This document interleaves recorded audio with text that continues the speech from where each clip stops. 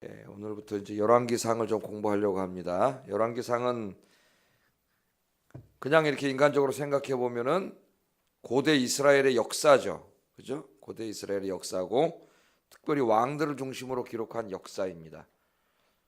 그래서 우리가 이제 신앙생활을 시작한 지 얼마 안 된 분들은 이렇게 생각할 수 있습니다.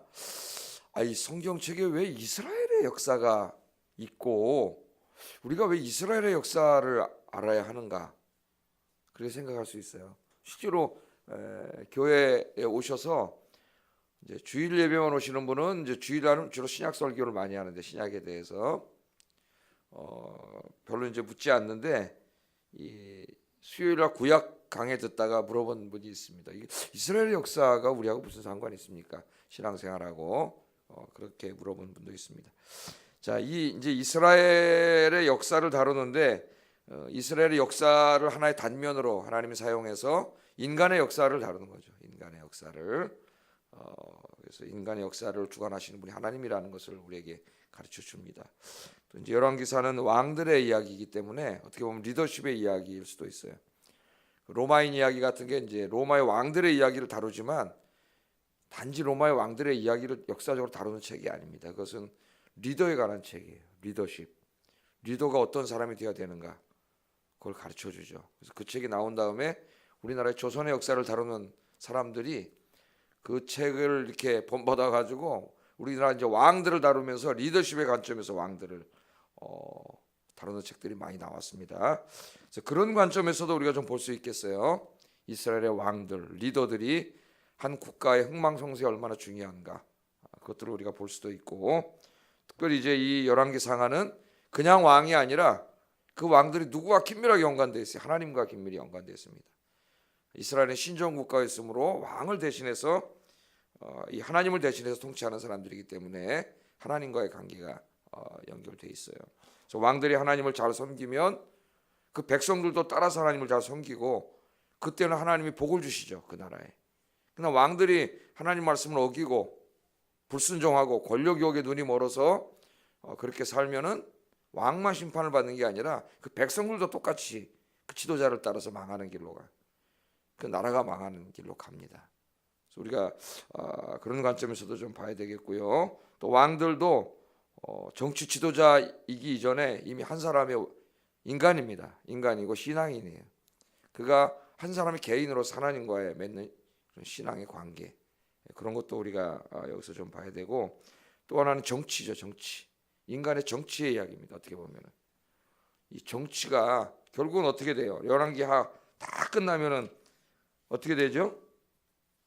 망하는 것으로 끝납니다. 망하는 것으로 다 해서 망해버려요. 인간의 정치는 장그 아무 의미가 없는 거, 거기 소망이 없다는 것을 우리에게 보여줘요. 그래서 우리는 누구만 의지하고 살아야 돼요? 하나님 의지하고 살아야 돼요. 인간의 나라는 영원하지 않고 하나님의 나라만 영원하다. 우리는 그것을 배우게 됩니다.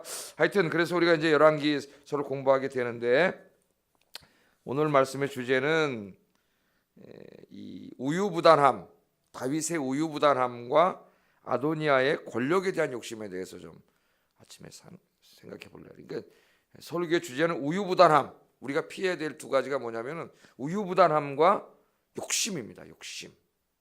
이제 오늘 본문에는 권력에 대한 욕심 때문에 망하지만 그게 돈에 대한 욕심일 수도 있고 세상의 쾌락에 대한 욕심일 수도 있고 명예에 대한 욕심일 수도 있고 인기에 대한 욕심, 인정받고 싶은 욕심 이런 욕심일 수 있어요. 이런 것이 우리를 파멸의 길로 몰고 갑니다. 자, 오늘 첫 시간이니까 조금 이제 간단하게 한번 열왕기서의 서론을 우리가 한번 살펴보면은 열왕기서는 누가 지었을까요? 누가? 저자는 하나님이시겠죠. 물론 하나님이신데 제가 성경에 대한 걸 가르칠 때 이야기하죠. 하나님께서 직접 쓰신 게 아니라 인간 저자를 통해서 하나님 쓰신다고. 그래서 인간이 썼지만 하나님이 성령으로 붙잡아 주시기 때문에 하나님의 뜻을 전달하는데 조금 더 부족함이 없도록 오류가 없도록 정확무하게 전달할 수 있도록 하나님 지켜주신 것을 성경의 영감이라고 한다. 그래서 성경은 그냥 역사책이 아니라 하나님의 계시의 말씀이에요. 역사를 소재로 해서 하나님께서 그 하나님 뜻을 알려주는 그런 말씀입니다. 누가 썼느냐? 누가 썼는지는 잘 우리가 알지 못하는데 유대인의 경전인 탈무드를 보면은 열왕기서의 저자를 예레미야라고 이야기하고 있습니다. 선지자 예레미야. 그 증거로 뭘 제시하냐면은 열왕기하의 제일 마지막 부분 24장 그 부분하고, 여러분 집에 가서 한번 찾아서 읽어보세요. 오늘 뭐 아침에 새벽에 때 다 이렇게 하지 못하니까 열왕기하 24장 그 뒷부분 18절부터 그 뒷부분 하고, 그 다음에 예레미야의 마지막 부분인 52장을 여러분 집에 가서 이렇게 대조해서 읽어보시면 내용이 거의 같아요. 같은 역사를 다루면서 거의 뭐 이 단어도 추호적으로 거의 비슷합니다. 집에 가서 읽어보세요. 이렇게. 예? 컴퓨터 성경도 있으니까 이렇게 반 잘라가지고 있으면 다 그렇게 할 수 있어요. 이쪽 한번 읽어보시면 추호적으로 거의 같아요. 그래서 그것을 근거로 이거는 같은 사람이 썼다고밖에 볼 수 없다. 그래서 예레미야라고 그렇게 유대인들은 생각을 합니다. 그런데 이제 구약 연구가 많이 진행되어 오면서 또 많은 구약 학자들은 그렇게 따지면은 이 열왕기서에 이사야서와 중첩되는 부분도 상당히 많아요. 여러분 히스기야 왕에 관한 이야기를 보면 이사야에서도 히스기야 왕을 상당히 많이 다루죠. 왕들을. 근데 열왕기서 이야기가 거의 또 비슷해요. 내용이. 그냥 그런 식으로 따지면 이사야도 될 수가 있어요. 물론 이사야는 될 수가 없습니다. 연도가 맞지 않기 때문에. 이제 그런 걸 제시하면서 꼭 예레미야가 썼다고 볼 수는 없다. 누구라고 얘기는 하지는 않지만 그런 식으로 얘기를 해요. 그래서 이제 이 저자에 대한 연구를 진행하다가 보면 열왕기서를 읽어보면 왕들에 대한 이야기만이 아니라 선지자에 대한 이야기도 상당히 많이 나옵니다. 엘리야, 엘리사, 뭐 나단 이런 사람들이 역사의 전환점에 굉장히 중요한 역할을 많이 하죠. 이분들이. 그래서 이제 종합적인 결론은 누군지는 정확히 모르지만 분명히 선지자들 중에 한 사람이 썼을 것이다. 그렇게 생각합니다. 선지자들. 아마 예레미야일 가능성도 상당히 많아요. 왜냐하면은 이 열왕기서를 언제 썼느냐 하는 단서를 보면은 열왕기하 25장 27절 30절 제일 끝에 거기 보면은 바벨론에 그 끌려갔던 그 여호야긴이라고 하는 왕이 있죠. 여호야긴이라고 하는 왕이 바벨론에 어려서 이제 볼모로 끌려갔는데 왕이었다가 그 눈을 빼고 그러지 않았습니까? 끌려갔다 나중에 바벨론 왕이 불쌍해가지고 다시 이렇게 회복시켜주는 이야기로 끝나요. 밥상도 좋게 주고 왕처럼 대우도 해주고 그렇게 해주는 얘기로 끝나요. 이 이스라엘이 남유다가 언제 망했어요? 587년 혹은 6년 정도에 망했는데 그리고 한 20년이 지났을 때이기 때문에 그때가 대략 한 560년 정도 됩니다. 560년. 그러면 한 560년 BC 560년의 이야기가 기록되어 있잖아요. 마지막에. 그럼 우리가 뭘 할 수 있어요? 그 이야기보다 먼저 썼을 수는 없지 않습니까? 그 이야기가 다 지나고 나니까 그걸 알아서 그 다음 사람이 다음 때에 썼겠지. 그죠? 그러니까 최소한도 어디보다 이전에 썼을 수는 없어요. 560년 이전보다는 쓸 수가 없겠지. 그죠? 그 얘기가 나오고 있으니까. 그러니까 성경의 연대를 정할 때 이렇게 맨 처음에 상한선과 하한선을 정하고 여러 가지 증거를 가지고 이제 연대를 정해요. 그래서 560년보다 먼저 쓰여졌을 리는 없습니다. 왜냐하면 그 이야기가 나오기 때문에 560년대 얘기가 나오기 때문에. 그러니까 이사야는 그런 건 될 수가 없고 그 언근까지 있었던 예레미야일 수도 있고 또 다른 선지자일 수도 있어요. 정확한 거는 알지 못하지만 예레미야서와 그 열왕기서의 거의 추가적으로 같기 때문에 예레미야일 가능성도 있습니다. 그 정도만 우리가 알고 더 이상은 몰라요. 더 이상은 기록이 자료가 없습니다. 자, 저자와 저자 견대는 그 정도로 우리가 잠깐 공부하고 열왕기서의 대략적인 내용은 성경을 많이 읽으신 분은 알겠지만은 주로 뭘 다루고 있냐면 솔로몬의 통치, 다윗이 이제 죽고 그의 아들인 솔로몬이 왕이 돼서 다스리는 솔로몬의 통치 이야기가 상당히 길게 나오고, 그 다음에 솔로몬의 아들인 르호보암 때에 나라가 남북으로 갈라진 이야기가 나오죠. 그죠? 그래서 남쪽은 유다 지파와 베냐민 지파 중에 일부, 시므온 지파는 이미 그 전에 통합이 돼 있었고 이 지파가 남유다를 이루고 나머지 10지파는 북이스라엘을 이뤄서 이제 남북조 왕국 시대가 돼. 우리나라도 지금 남북으로 갈려져 있잖아요. 지금 벌써 몇 년이 지났어요? 50 몇 년이죠? 48년도 뭐 해방되면서부터 좀 이따 갈렸으니까 뭐 엄청나게 많이 세월이 지나가고 있는데 그래서 그 이제 분열된 이야기가 나오고 그 분열된 다음에 두 왕국이 있죠. 남왕국과 북왕국에 대한 이야기들이 쭉 이렇게 진행되고 나중에는 북왕국은 아수르에게 멸망하고 남왕국 유다는 바벨론에게 멸망해서 망하는 것으로 끝나요. 하나님 떠나면 망한다. 국가도 망하고 민족도 망하고 개인도 망한다. 그걸 보여줍니다. 이 말씀이 정치는 다 쓰잘데기 없는 거다. 정치 같은 거 의지하고 살지 말라. 하나님 우리에게 보여주시죠. 하나님 의지하고 살아야 되고 인간의 나라 영원하지 않고 인간의 나라는 인간이 만든 나라일 뿐이에요. 하나님의 나라만 영원하다. 그것도 보여줍니다. 그래서 이 열왕기서를 보면은 솔로몬 이후에 유다의 왕들은 총 19명 9명의 유다 왕들이 나오고요. 이스라엘의 왕들은 20명이 나옵니다. 20명. 이스라엘의 왕들은 20명. 북왕국 이스라엘은 20명이 나와. 남왕국은 19명이 나오는데 하나님께서 다윗에게 네 나라가 영원하리라고 약속해 주셨잖아요. 그래서 계속 다윗의 자손들로 그 자손들로 계속 유지돼서 내려오는 나라가 어디에 망할 때까지 남유다예요. 남유다는 그래도 다윗의 자손들로 이어져 와요. 북이스라엘은 르호보암 때 여로보암이 쿠데타 일으켜서 북이스라엘 세운 다음에 한 민족으로 가는 게 한 가족으로 가는 게 아니라 어떻게 돼요? 쿠데타가 계속 일어나요. 쿠데타가. 유다는 뭐 아달랴 같은 여자가 잡아도 누가 왕이 돼? 잠깐 그 여자가 이렇게 한 적은 있지만 다 그 왕자 다윗의 후손들로 왕위가 이어졌지만 북이스라엘 왕국은 쿠데타 일어나면 또 바뀌고 이 사람 이쪽 가문으로 바뀌고 이쪽 가문으로 바뀌고 우리 이제 역사를 공부할 텐데 그렇게 됩니다. 자, 그리고 열왕기서의 또 특징은 이렇게 많은 왕들이 한 40명 가량의 왕들이 나오지만은 모든 왕들을 다 자세하게 다루는 건 아니에요. 우리 역사가 다 그렇죠. 그래서 중요한 왕들이 솔로몬, 또 아합은 악인으로서 오래 다룹니다. 악인으로서. 그래서 나중에 악의 대명사가 돼요. 악의 대명사가 아합, 예후, 히스기야, 므낫세, 요시야 같은 왕들에 대해서만 상세하게 다룬다. 그런 특징이 있습니다. 또 열왕기서에는 이런 왕들의 이야기만 아니라 선지자들의 활동에 대해서도 상당 분량이 나와요. 선지자가 총 13명이 나옵니다. 이름이 없는 선지자까지, 무명의 선지자까지 해서 13명의 선지자들이 등장해서 선지자들의 이야기가 있다. 왕들이 잘못된 길로 갈 때, 하나님의 길에서 떠날 때, 그때 누가 나와요? 하나님의 선지자를 보내서 왕을 책망하죠. 여러분, 왕을 누가 책망하겠어요? 왕을 감히 누가 꾸짖겠어요? 당장 죽는데 거기서. 하나님만 꾸짖을 수 있죠. 하나님께서. 그래서 누구를 보내세요? 하나님의 사람을 보내는 거예요. 선지자. 오늘날도 교회가 이 선지자적 사명이 있습니다.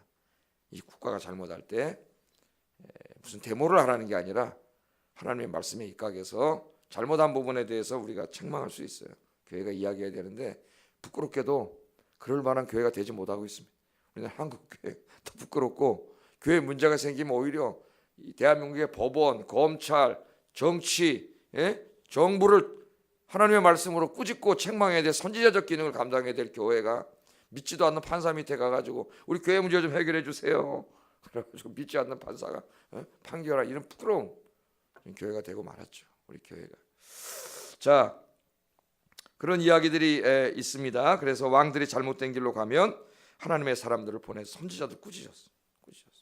그런데 아모스서 같은 걸 읽어보면은 아모스 시대가 왜 악한 시대냐? 왕이 잘못된 길로 가고 백성들이 방제한 길로 가 하나님 떠나는데도 그 잘못에 대해서 잘못이라고 이야기하는 선지자가 한 사람도 없다 그랬어요. 아무도 없다. 그런 시대가 암흑의 시대입니다. 사회가 어두울 때 하나님의 말씀으로 이 사회의 잘못을 이야기하고 바른 길로 돌아오도록 교회가 그런 일을 해야 되는데 교회가 같이 그냥 쓸려내려가. 이 세상의 탐욕과 욕심에 빠져가지고 같이 쓸려내려가. 그런 시대가 어두운 시대고 암흑의 시대예요. 여러분이 있는 곳에서 선지자가 되시기 바랍니다. 선지자가. 자, 그래서 이제 열왕기 상하를 읽기 전에 전체적으로 한번 좀 보면은 1장부터 11장까지는 솔로몬이 왕이 돼서 다스리는 이야기가 나옵니다. 1장부터 2장은 이제 솔로몬이 어떻게 왕이 됐는가 하는 거 오늘도 공부하겠지만은 그런 잠깐 혼란기가 나오고 11장까지는 솔로몬에 대한 이야기예요. 12장부터 16장까지는 왕국이 분열되는 이야기가 나옵니다. 분열되기.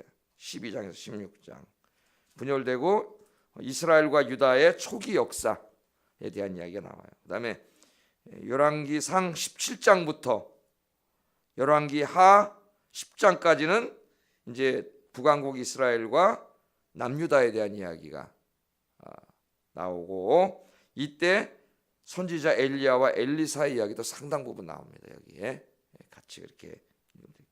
그다음에 열왕기하 11장부터 17장까지는 이스라엘의 마지막 시기, 북왕국 이스라엘 죄짓고 죄짓다가 이제 망하는 이야기가 나오고, 마지막 열왕기하 18장부터 25장까지는 유다가 또 그 길을 가는 거예요. 역사로부터 아무것도 배우지 못하는 민족은 반드시 불행한 결말을 맞이하게 되어 있습니다. 북왕국 이스라엘이 그렇게 하다 망하는 걸 보고 있으면서도 그 길을 또 따라가. 그래서 제가 교회를 이렇게 쭉 보면은 그런 걸 보면서 저렇게 살면 하나님 앞에 망하는 길로 간다는 걸 보면서 또 그 길을 따라가는 사람들이 있어요.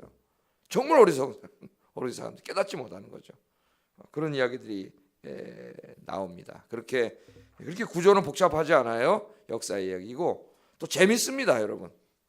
그래서 이번에 같이 새벽기도 공부하면서 열왕기 상하를 빠르게 한 몇 번 읽어보세요. 이 역사서를 알지 못하면은 그 다음에 선지서를 이해할 수 없어요. 선지서 다 이 시대에 기록된 이사야, 8세기 선지자들 있잖아요. 이사야, 미가, 아모스, 그다음 7세기 선지자들은 에스겔, 예레미야, 이런 내용들이 다 이 지금 이스라엘 역사 속에 이루어진 일들을 다루고 있기 때문에 열왕기 상하를 모르면 선지서를 알 수가 없어요. 그래서 이 내용을 많이 여러 번 읽고 여러분들이 왕들에 대한 이야기도 읽고 내용도 읽고 그걸 알면은 선지서가 눈에 보이기 시작한다. 이걸 깨닫고 한 5번 이상씩 오늘 한번 읽자, 이런 생각으로 열심히 읽으시기 바랍니다. 그러면 이제 본문으로 한번 들어가 보겠습니다. 벌써 다 끝났네. 자, 이제 솔로몬 왕이 등극해서 솔로몬이 다스리는 이야기가 11장까지라 그랬죠. 그런데 성경을 읽어보면은 솔로몬이 어떻게 해서 왕이 됐는가, 다윗이 어떻게 죽고 솔로몬이 어떻게 왕이 됐는가 하는 이야기가 1장, 2장에 나옵니다. 그 얘기 좀 한번 며칠 살펴보겠어요. 자, 첫째는 이제 다윗이 그 유명한 그 위대한 왕 다윗도 이제 늙었습니다. 대략 한 70세 정도에 죽은 걸로 사료가 돼요. 다윗이 40에 이제 왕이 돼서 한 30년 통치하고 70세 정도에 죽은 걸로 이렇게 사료가 됩니다. 그런데 이제 솔로몬 다윗이 지금 오늘 보면은 어떻게 시작됩니까? 다윗 왕이 나이가 많아 늙었다. 이불을 덮어도 따뜻하지 않다. 그러니까 체온 유지가 안 된다고 하는 것은 이제 늙어서 또 기력도 없고 이불을 덮어도 춥고 이제 어떻게 노쇠하고 죽을 때가 다 됐다는 걸 보여주는 거예요. 그런데 여기 뚱딴지 같이 누구 얘기가 나옵니까? 그렇게 되니까 그 신하들이 어떤 일을 해요?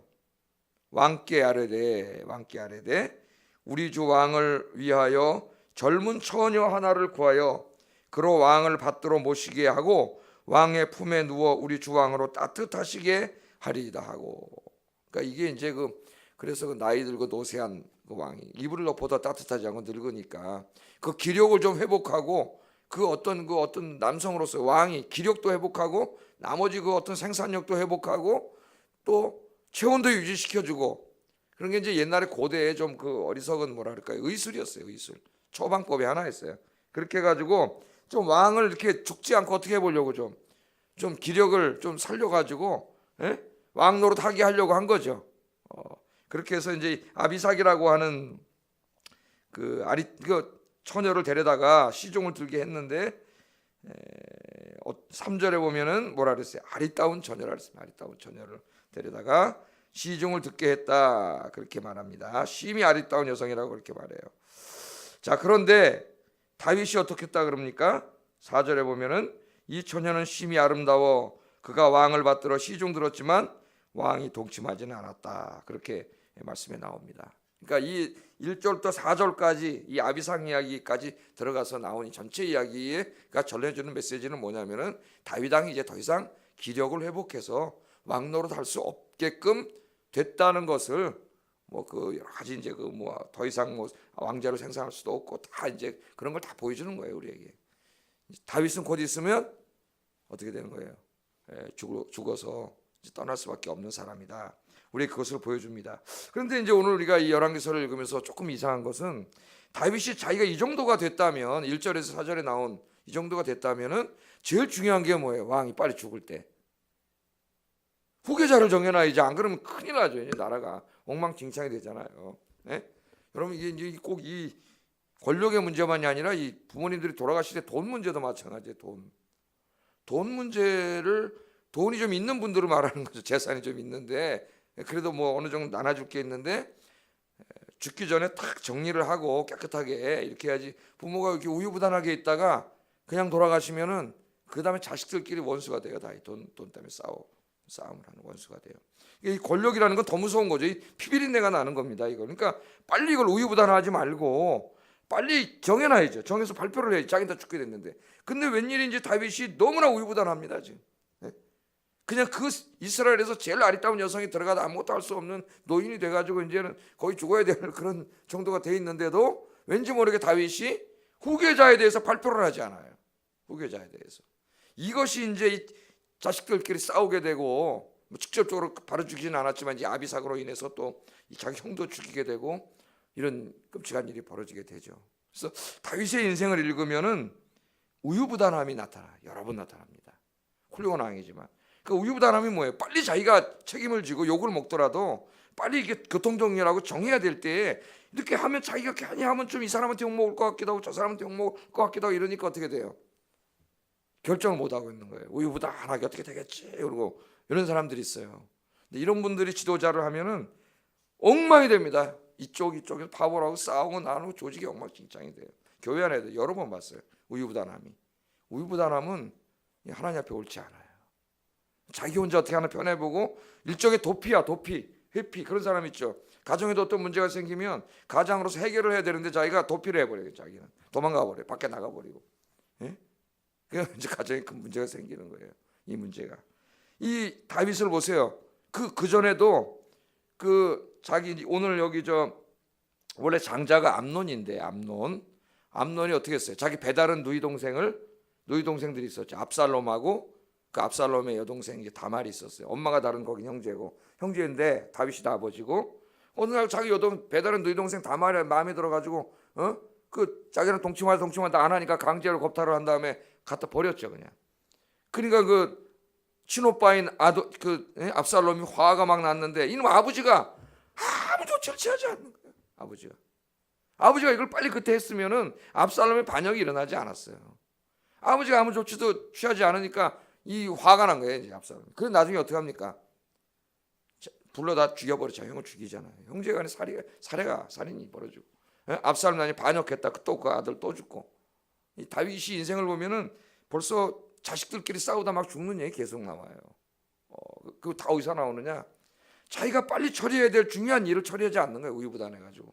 그냥 계속 내버려 두는 거예요. 그게 문제가 커진 거예요. 오늘 여기도 마찬가지입니다. 빨리 왕을 정했어야 되는데 아마 솔로몬을 하나님의 뜻이 솔로몬이라는 거 거의 알고 있지 않았을까요? 오늘 전체 성경을 읽어보면은. 그런데 지금 이 시점에서 큰아들은 누굽니까? 아도니아예요. 장자. 넷째 아들인데 원래는 좀 이따 제가 말씀드리겠지만 이제 장남이에요. 장남. 그러니까 아마 이거 솔로몬에게 하나님 뜻은 솔로몬인 것 같은데 솔로몬을 세우면은 이 장남한테 미안해. 왜? 아까 뭐라 그랬어요? 한 번도 꾸중한 적이 없어. 그러니까 너무나 마음적으로 사랑하는 아들이야. 그러니까 이러지도 못하고 저러지도 못하고 이랬던 게 아닌가? 우유부단하게. 그래서 첫 번째 우리가 여기 한번 적용을 해봤으면 좋겠습니다. 지도자는 책임을 회피하는 사람이 되어서는 안 됩니다. 도피하는 사람이 되어서는 안 돼요. 자기가 문제를 해결해야 됩니다. 이 지도자는 꼭 국가의 왕만 말하는 게 아니에요. 가정에서는 엄마 아빠가 될 수도 있고요. 어디 직장에서 내가 맡은 일이 중요한 일일 수도 있고 교회 안에서 내가 맡은 일이 중요한 일일 수 있어요. 생각도 안 하고 기도도 안 하고 막 성급하게 하라는 것이 아니고 그런 사람도 문제지만 이렇게 생각해 보니까 이쪽도 그렇고 저쪽도 그렇고 자기가 나이가만 욕 먹을 것 같고 그러니까 자기는 좋은 사람 되고 싶은 거야 항상. 그러니까 쑥 빠지는 거야 자기는. 그럼 자기가 해결을 해줘야 되는데 이걸 교통정리 안 해주니까 이게 엉망이 되는 거예요. 안에서 싸우고 엉망진창이 되는 거예요. 그래서 우리 그리스도인은 책임 회피하는 사람 돼서는 안 됩니다. 책임을 안 지려고 하는 사람이 돼서도 안 되고 늘 기도하면서 하나님 맡겨준 가정이라든가 교회 일이라든가 또 여러분 세상에 나서 직장 일이라든가 내가 욕먹더라도 책임을 지고 장래와 미래를 위해서 가정, 직장, 교회를 위해서 책임지고 우유부단하지 말고 내가 다 책임을 지고 해결할 수 있는, 지혜롭게 해결할 수 있는 그런 여러분들 되시기를 주의 이름으로 축복합니다. 그런 분이 있어야 분란이 일어나지가 않아요. 제가 담임 목사하다 보면 그런 일들이 많이 생깁니다. 이쪽 사람들, 저쪽 사람들. 근데 이걸 우유부단하게 하고 있으면 나중에 이게 엉망이 돼요. 다 엉망이. 빨리 기도하면서 정리를 깨끗하게 해주는 게 중요하다. 그러나 다윗의 이 우유부단함이 이 나라에 큰 문제를 일으킨다게 크게 됩니다. 여러분들 그러지 않기를 주의 이름으로 축복합니다. 우유부단할 날은 빨리 기도하세요. 자신을 위해서. 가장은 가정을 위해서 내가 책임지고 내가 나서서 해결을 해야지. 그죠?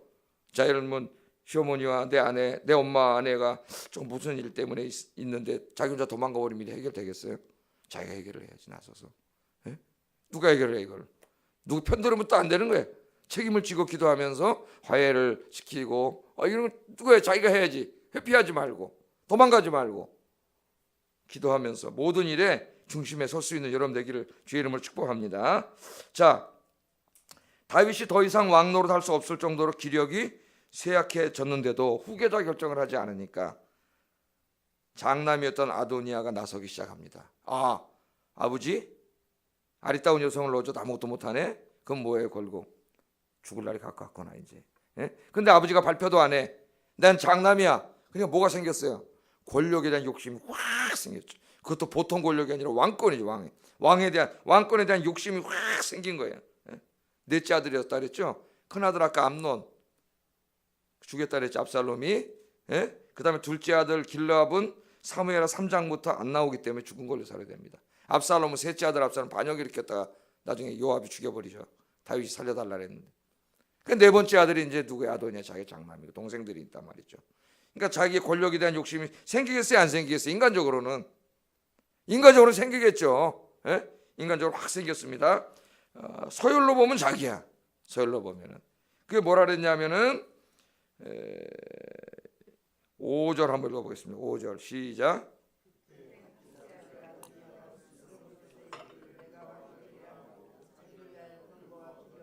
호위병 50명을 준비하니. 아멘. 여기 학기 세 아들 아도니아가 어떻게 했다고요?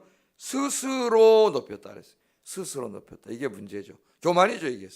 욕심에, 권력 욕심에 빠지면 부자간도 없다 그랬죠. 부자간도. 권력은 아버지 아들도 없습니다. 우리나라도 그랬잖아요. 조선시대 이성계, 이방원. 이성계가 강씨인가요? 결혼해가지고 어린 동생들한테 왕권을 넘겨주니까 이방원이가 아버지와 함께 평생 목숨을 바쳤던 넷째 아들 이방원이가 가만히 이렇게 화가 나가지고 왕자의 날 이렇게 다 죽여버렸죠. 동생이고 뭐 새엄마가 다 죽여버리고 아버지 그냥 도망가버리고. 아버지는 잡아 못 죽였지만은 왕자의 난이 일어났잖아요. 그게 이제 이 스스로를 높여서 자기가 왕이 되려는 거예요. 그러니까 이스라엘의 왕은 누가 세우는 거예요? 물론 그 이제 왕위를 물려주겠지만 누구의 뜻에 따라서 물려주는, 하나님의 뜻이 중요한 거죠. 하나님의 뜻. 그러니까 이 아도니아가 권력에 대한 욕심이 아무리 생겼을지라도 하나님이 누구를 왕으로 세우기를 원하시는가를 하나님의 뜻을 물었어야 됐습니다. 여기 이제 이 아도니아랑 함께 이 모의에 참여한 사람 중에 제사장도 있어요. 아비아달이라는 제사장도 있는데 이 제사장도 문제예요. 그렇게 했다 하더라도 자기는 제사장이니까 하나님의 뜻을 먼저 물어야 된다. 아니면 아버지의 뜻을 물어야 된다. 하나님께서 아버지에게 얘기를 했을 테니까 이렇게 지도를 해줘야 되는데 이제 저 다윗 다 늙고 다음 차기에 지금 라이벌 제사장이 하나 있습니다. 제사장 둘이었어요. 사독이라고. 내가 이제 이걸 찾아야 되겠다. 제사장도 뭐에 권력에 눈이 멀어버렸어요. 권력에. 또 다윗과 함께 평생을 같이 했던 대장군, 국방부 장관이었던 요압은 사사로이는 다윗의 조카죠. 조카인데 요압도 눈이 멀었어요. 여기에. 그래가지고 지금 이 사람들이 다 공모를 했어요. 공모를 했다고 성경에 나옵니다. 그러니까 욕심이, 탐욕과 욕심에 사로잡히면 하나님이 무시돼요. 하나님의 뜻을 묻지 않아요. 하나님의 뜻을 묻지 않고 스스로 높여서 아도니아는 왕이 되고 싶었고 그 장관은 계속 다윗 사후 이후에도 자기가 권력을 잡고 제사장도 자기가 권력을 잡고 이렇게 해서 하나님의 뜻에 어긋나는 모의를 이 사람들이 하게 됩니다. 그래서 오늘 시간이 벌써 많이 갔는데 서로 나누라고 그냥 적용을 좀 해보겠습니다. 우리의 마음이 탐욕과 욕심이 이끌어가도록 내버려두면 안 된다. 그래서 탐심은 뭐라 그랬어요? 우상숭배예요. 탐심과 욕심이 내 마음을 사로잡으면 하나님이 보이지 않습니다. 권력만이 아니에요. 돈에 대한 욕심과 탐욕이 사로잡히면 돈밖에 보이지 않아요. 그럼 뭐가 하나님이 돼요? 돈이 하나님이 돼요. 돈이. 명예와 인기가 사람들에게 명예, 인기, 인정받음이 여러분 그 욕심에 사로잡히면 여러분 그게 하나님이 돼요. 이상한 짓을 해요. 하나님 기뻐하지 않는 일하고 자기 뜻대로 하면 죄를 짓게 돼요. 죄를 짓게 돼요. 그래서 탐심 우상 숭배예요. 우리 마음속에 탐심과 욕심이 그게 무엇이든지 돈이든지 권력이든지 인기든지 뭐 세상에 대한 쾌락이든지 탐욕과 욕심이 우리 안에 생기면 여러분 기도와 말씀으로 탐욕과 욕심을 죽여야 됩니다. 죽이고 우리는 항상 우리 인생에 있어서 뭘 찾아야 돼요? 하나님을 찾아야 되고 하나님의 뜻을 먼저 찾아야 돼요. 그리고 하나님의 뜻에 순종해야 돼요. 오늘도 세상에 나가서 생활하실 때 우리 마음속에 있는 탐욕과 욕심을 내려놓고 늘 모든 삶에 있어서 하나님의 뜻을 먼저 생각하고 하나님 기뻐하시는 삶을 살아가시는 오늘 하루가 되기를 주의 이름으로 축복합니다. 기도하겠습니다. 우리 안에 있는 우유부단함, 그것도 일종의 게으름이고 죄악입니다. 나의 우유부단함이 내 가정과 교회와 내가 맡은 일들에 큰 문제를 일으킬 수 있습니다. 하나님, 내 마음속에 우유부단한 마음, 게으른 마음, 나태한 마음, 책임에 패하려는 마음, 도망가려는 마음을 다 없애주시고 항상 기도하면서 내가 책임을 지는, 십자가를 지는 그런 삶을 살아가게 해주시옵소서. 첫 번째 기도 제목이고요. 두 번째, 내 안에 있는 세상에 대한 탐욕과 욕심을 다 이 시간 십자가 앞에 내려놓게 하시고 오직 주님의 뜻을 추구하며 하나님이 기뻐하시는 삶을, 그게 뭐 왕이 아니면 어떻습니까? 가난하면 어떻습니까? 하나님 기뻐하시는 삶을 살게 해주세요. 기도하겠습니다. 사랑